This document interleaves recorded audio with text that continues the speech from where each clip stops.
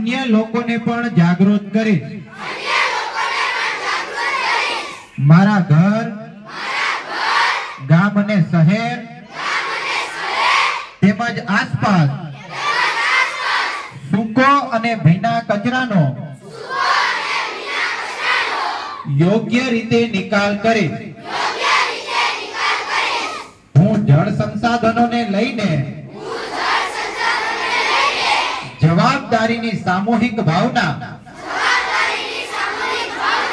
हर हमेश जागृत करीश। हूँ प्लास्टिक नो उपयोग नहीं करूं